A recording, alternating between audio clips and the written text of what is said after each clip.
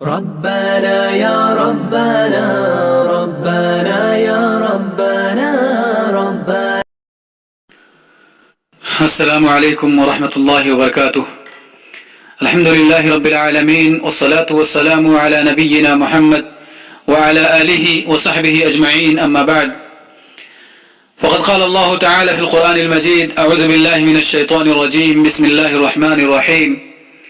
وأقيموا الصلاة وآتوا الزكاة. وعن أبي أمامة رضي الله تعالى عنه قال: سمعت رسول الله صلى الله عليه وسلم يخطب في حجة الوداع فقال: اتقوا الله ربكم وصلوا خمسكم وصوموا شهركم وأدوا زكاة أموالكم وأطيعوا ذا أمركم تدخلوا جنة ربكم. رواہ الترمذی. اللہ رب العالمین نے فرمایا کہ لوگو، نماز قائم کرو اور زکوٰۃ کی ادائیگی کرو. اللہ کے رسول صلی اللہ علیہ وسلم نے فرمایا کہ اے لوگو، اس اللہ سے ڈرو جو اللہ تمہارا رب ہے، 5 وقتہ نمازوں کی پابندی کرو، رمضان کے مہینے کا روزہ رکھو اور زکوٰۃ کی ادائیگی کرو اور اپنے حاکم اور خلیفہ کی اطاعت کرو اور جنت میں داخل ہو جاؤ. اسلامی بھائیوں، زکوٰۃ کی ادائیگی اسلام کا ایک اہم رکن ہے.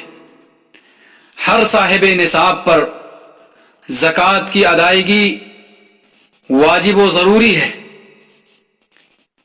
جیسا کہ حدیث جبرائیل وغیرہ کے اندر جناب محمد الرسول اللہ صلی اللہ علیہ وسلم نے اس کی وضاحت کی. اور اگر کوئی شخص ایمان لانے کے بعد زکوٰۃ کا انکار کرتا ہے یا زکوٰۃ کی فرضیت کا انکار کرتے ہوئے زکوٰۃ کی ادائیگی نہیں کرتا ہے تو ایسا شخص کافر و مرتد ہے. اسی وجہ سے جب حضرت ابو بکر صدیق رضی اللہ تعالی عنہ کے زمانے میں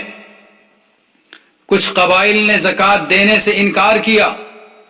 تو حضرت ابو بکر صدیق رضی اللہ تعالی عنہ نے ان کے خلاف اعلان جنگ کر دیا اور یہ کہا کہ جو نماز اور زکوٰۃ کے درمیان فرق کرے گا میں اس سے قتال کروں گا. تو میرے بھائیوں، نظام زکوٰۃ یہ اللہ رب العالمین کی طرف سے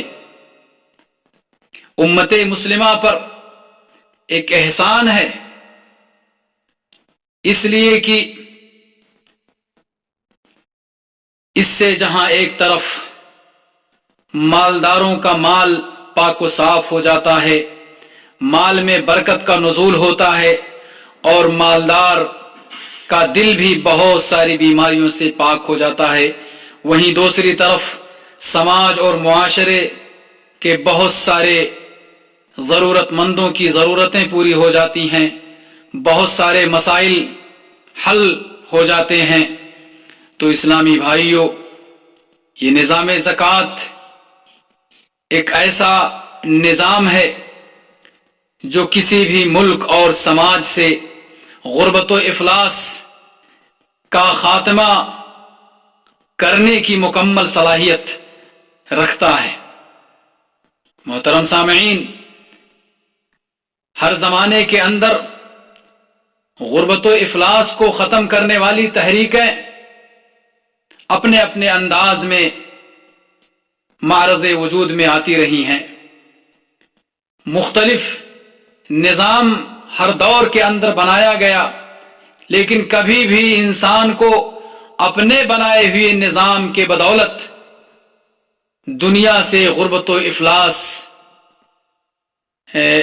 اپنے بنائے ہوئے نظام کی وجہ سے انسان دنیا سے غربت و افلاس کا خاتمہ نہیں کر سکا. لیکن جب مذہب اسلام آیا تو اپنے ساتھ ایک ایسا آفاقی نظام معیشت لے کر کے آیا کہ جس بھی ملک اور جس بھی سماج و معاشرے کے اندر اس کی تنفیذ ہوئی اور اس کو نافذ کیا گیا اور لوگوں نے پوری امانت داری اور دیانت داری کے ساتھ اس پر عمل کیا